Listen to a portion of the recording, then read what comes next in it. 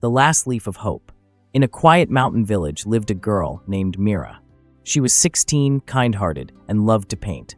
Her tiny cottage overlooked a valley of tall oak trees and wildflowers, and she would spend hours painting the golden hills and blue skies. But one winter, Mira fell seriously ill. Her parents took her to the town doctor, who said softly, "She must rest and keep her spirits strong. Her recovery depends on her will to live." The cold months dragged on. Mira grew weaker, and her cheerful smile faded. She spent her days staring out the window, too tired to lift a brush. Outside, the great oak tree by her window began shedding its leaves. Every morning, Mira counted how many were left. One morning, she whispered to her mother, "When the last leaf falls, I'll go too." Her mother's eyes filled with tears. "Don't say that, Mira. You'll get better." But Mira only shook her head. The oak was almost bare now, and a fierce wind blew through the valley.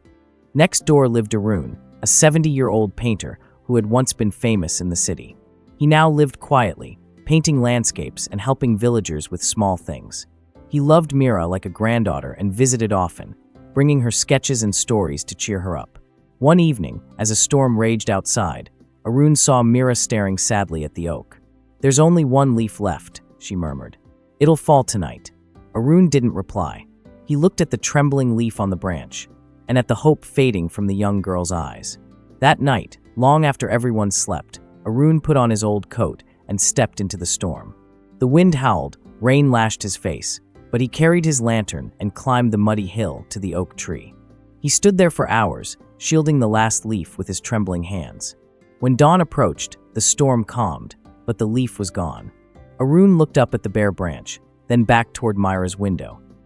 He took a deep breath, dipped his brush into green paint, and painted a leaf on the wall outside her window, right where the real one had been.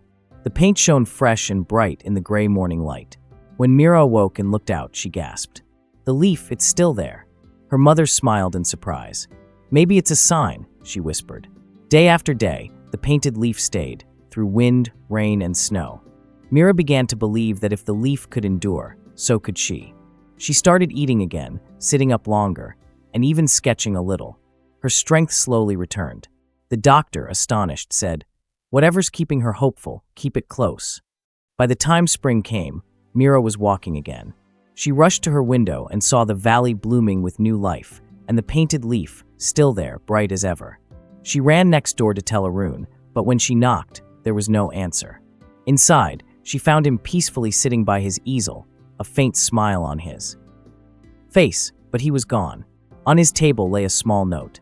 "Dear Mira, sometimes we need something to hold on to, a reason to keep believing. That leaf was mine too. When you are strong again, keep painting leaves for others who have lost theirs." Mira wept, but her heart felt full, of gratitude, not grief. She understood what her old friend had done. He had given her hope when she had none. Years later, Mira became an art teacher.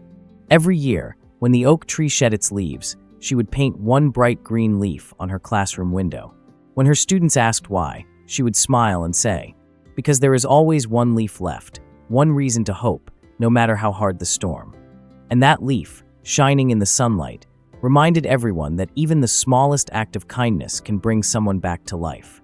Moral of the story: hope is the strongest medicine, and kindness can keep it alive. Even a small act of love can give someone the strength to keep going.